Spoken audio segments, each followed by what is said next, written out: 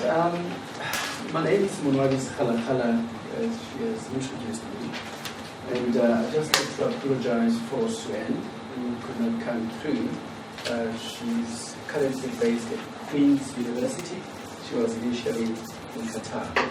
So she's busy trying to settle in. She would have come through to co-present with me. I think the topic is very explicit, as you can see. But just before I continue, I just need to just clarify, give you the outline of my presentation, which would sort of give you a little background about our country, the Constitution, and the language question in particular.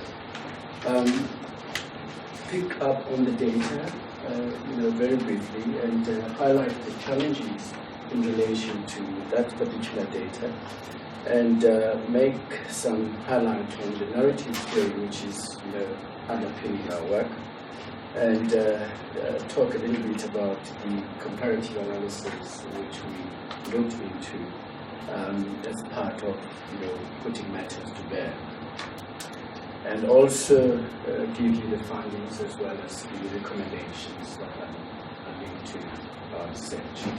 Does that make sense?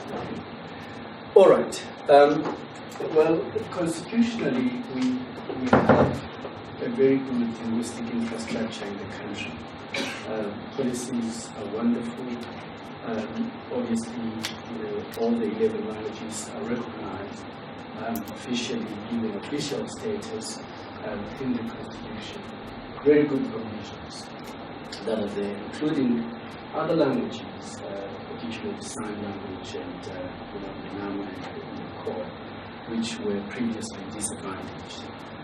But what is happening on the ground is different, in the sense that the languages of record remain English and to a certain extent Afrikaans. Recent developments, I think we've received a circular from the High Court stating that English will be the sole language of record. Now, in other words, Afrikaans is being excluded completely, let alone what is provided in the Constitution, which is quite interesting for us. So, in other words, we're looking at a situation where we have to rely on interpreting and translation as a means of communicating the information across, government and the private sector and so on and so on, which is not a bad idea. But if the Constitution is suggesting this, making a vision for this, you would at least expect a situation where there is a concerted effort to see to it that some other languages which were previously disadvantaged are given an equal opportunity, to be players, in terms of government, in terms of the private sector, and so on. But that's not the case. With some recent developments, we also look at very interesting cases, high-profile cases in particular. One being the Eugene trial. I'm not so sure whether you might have been following that case, which was dealt with, I think, a couple of 2010, 11, 12, somewhere there. The other recent one, the Oscar Pistorius case. I'm sure you know more about it. The point I'm trying to make is, each time there's a judgment, the judge would lament, on the quality of record construction by police. Something which has in some cases, adversarial implications when it comes to the ultimate result. So, I think what triggered us more is the fact that in the Eugene trial case, Judge Horn made a serious statement. I think it was a 3-4-page document, where he was stating the problems that are associated with record construction and statement taking, and the gaps that are there, which create most of the problem for them to make a decision in some cases. Remember that in our case, I think as in some other countries, statements are not recorded. they are not video recorded, they are not audio recorded, they are written by hand. So it's pen and paper. So already you can tell there's a huge gap. You're exposing this critical information to distortion, misrepresentation, and also you may end up losing the dossier, which is something common in some of the cases. We were sort of inspired by this, looking at some of the complaints, the judgments, and realized that it's an important research expedition that we would want to consider. We looked at, putting together, the tools and identified one of the police stations in a big country, which is Khayelitsha in Cape Town, for those of you who might be familiar with the geography of South Africa. And we were given permission by the National Commissioner at the time to do this research and look at what is doable if we were to bring about some solutions to the problem. Two sets. One, audio recordings of interviews by police, and complainants. And on the other hand, we could also pick up on the original statement, which was a translation of the pre-statement into English, which would then be used in court. So we pulled these together as a way of looking at the differences and similarities, using tools to compare them. A lot of challenges were picked up as a result of this whole idea. As you might have noticed, I think, I'm sure you are familiar with the literature as well, that when a charge is being laid by a complainant, the charge of this, it's more recognizable as a language event, where you come across issues relating to language itself, the translations in our case, interpreting in some cases, power relations, the actual narrative being deeply connected in a number of ways. So this is what we picked up, and hence we use the concept a complex language event. The challenges associated with our work and things that were picked up, there seems to be a problem in terms of competence. I'm now talking about the linguistic competence of the police officers, who are not necessarily trained interpreters or translators. They are duty-bound to create these translations, but they are not professional translators. So that's the major one. And their English is not up to scratch. I mean, their English proficiency is low because they haven't received any training. In fact, the qualifications that you require, to become a police officer is a matric and a driver's license. So you're not a professional that will be given the task, to put together such an important one that will then determine someone's fate in the court of law. Secondly, you're also looking at the bad state of the complainant when he or she comes to the charge office to lay a charge. We're talking about people who are traumatized in some cases, people who have been stabbed, injured, and all of that is sort of giving you a picture of their predicament and ordeal that they have come subjected to as they present these cases before the police officer.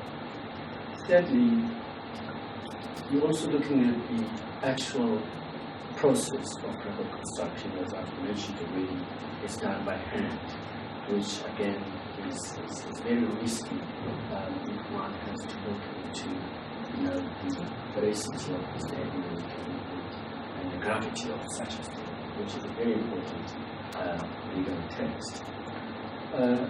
For the institutional context is another issue. I can't show you the video. You see, I didn't get permission to show you the video, but if one takes a closer look at the institutional setup, you realize that this is not done orderly. First of all, the environment is not conducive, it's noisy, there's radio going on, there's also disruptions and interruptions by senior police officers. There's also other instances where complainants are ridiculed, especially when you look at issues of sexual assault.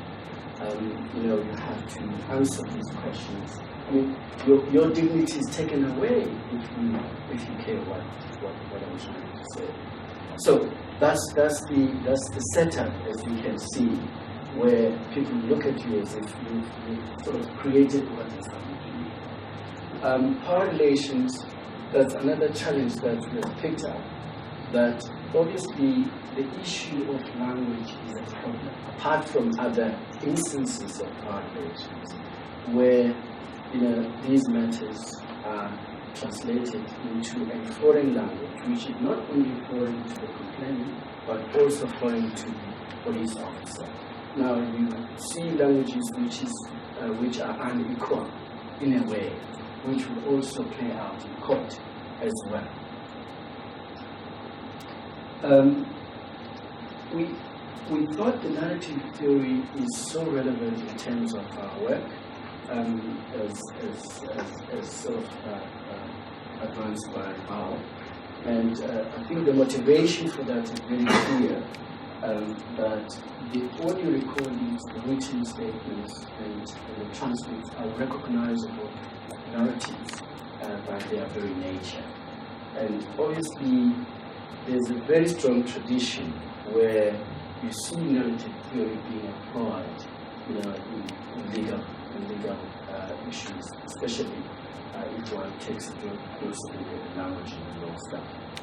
And thirdly, I think the work by Val is giving us some coherent system in terms of narratology. So we're not struggling in understanding and putting matters to bear as we move, and delve into this type of data. I think this is more of also motivating what comes out of narratology and narrative theory, which also backs up what we're trying to do. You can quickly read that through, which is quite of interest in line with the work. I think once we are in this state as a police officer, the big question that comes to mind as the complainant approaches is, tell us the story is, tell us everything, or what happened. I think that's a very common question that you come across. And obviously, once that question pops up, the expectation from the complainant is a series of logical and chronological related events that are caused or experienced by actors. The police officer, or transmitter as I prefer to call them, and I've got a very good reason to say that, is that they try to extract the fabula, which is the occurrences that might have taken place during the crime scene. And obviously, from the story, how it happened according to the complainant. So you're trying to put together your narrative as a complainant and being driven by the type of questions that are coming through from the police officer. I think the irony and the challenge for the police officer is that although these can be distinguished instrumentally and provisionally, as according to Bao, the fabula is really the result of the mental activity of reading. In the case, listening, in this case, listening, the interpretation by the reader, which is the police officer, and the interpretation sort of an interpretation influence both by the initial encounter with the text, oral narrative, core construction. I'll talk a little bit about the core construction of a story and make it a story that can then mean an audible voice coming from the point of view of the police officer rather than the complainant at the time of police. What is missing in all of this? Some of these issues get lost in the record. I think it came through in one of the presentations. That the events and actions as part of the criminal assault they get missing in the process. And some of the critical issues, as you might see in our findings, they get lost. The victim responses, the actors, the potential witnesses, the actual description and characterization. These are the very crucial aspects that would then contribute to the veracity of the actual statement. But you don't get to see them in the actual statement that gets presented in court. There's another critical aspect which is interlingual translation from Symposium 2. I'll let you to read the English version, which is more of an indication to say, once I've put it together in a form of a statement, then you must append your signature as a way of accepting that what is contained in the actual document is a true reflection of what we've been discussing. Let alone the person that is illiterate, that is a complainant, he or she may not understand what is being said as a formulation, but obviously she or he is duty bound to sign the statement as a way of affirming the truthfulness of the statement. I've got to rush through because my time is almost up. Some similar observation. Our findings are very explicit. I think what we're trying to propose is that the written statement is significantly shorter. In most cases, you have this pre-statement, which is more or less 2,000 words, and then the actual statement that will end up in court is 250 words. So it's a synopsis or a summary of what has been put together based on the pre-statement, which was a dialogue between the complainant and the police officer. So the police officer would then formulate what he or she thinks is an actual statement. So that's why we have these lot of gaps in terms of the critical information. So we're saying that must be done away with. The practice which is linked to the omission, deselection, parallelism, and external. So this is again stating the fact that I think if we were to look at it closely, we just need to get rid of the pre-statement. The people must speak the languages that they are comfortable with, and it becomes a statement. And the translation could come at a later stage where you have a professional translator to do the translation for court purposes. But at that entry point where the statement is presented, then allow the people to use their linguistic right and speak the language they understand, and it becomes a complete statement. I think I keep beating the same drum. Omissions, they tend to skew, obviously, the focalization of the written statement. And as we have also mentioned, that critical information is lost in the process. The low literacy levels of both police and complainants again further exacerbate the problem, as I've also mentioned.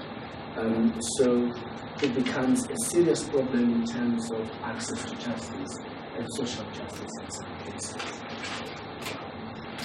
I think we're making a few recommendations that interlingual translation be completely omitted, as I've mentioned earlier, and we also need to introduce in some capacity, ongoing training. We don't have, I think the issue of dating in South Africa is not a key issue. I think they are more focusing on the physical aspect in terms of their training, but this is fairly new. I had the nicest opportunity to host Georgina Hayden in South Africa. I think it was last year, and I took her to the police academy. And they were so excited to hear about the important work that is being done in the domain of forensic linguistics. And I think they are welcoming the idea from that point of view. And so we need to sort of introduce some training and do more capacity in terms of changing the quality of statement writing and police interview techniques. Obviously, reform of interview practices. I think we're also proposing leveraging on technology because I think the methods that we're using are quite archaic. You can't use pen and paper, not in this day and age. So we need also to introduce that, possibly if they will agree, and also do more.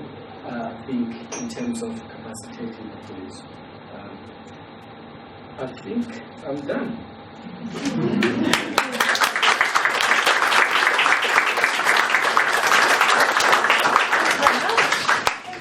Questions, please.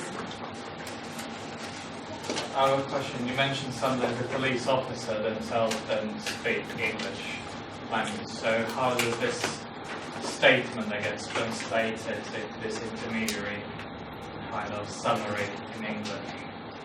It's not a question of them not in a position to speak, but the level, their English proficiency cannot be given that status of someone who is a professional translator. They do, but obviously translation is a profession, and correct me if I'm wrong. So you've got to undergo some training to be able, to refer to yourself as a professional translator, and you have to be accredited. And their line of duty has nothing to do with that. You said that they're all handwritten, the witness statements. What about the suspect interviews? Are they tape recorded or are they handwritten also? Can you repeat that? So the victim statement is handwritten by the officers. What about suspect interviews? I think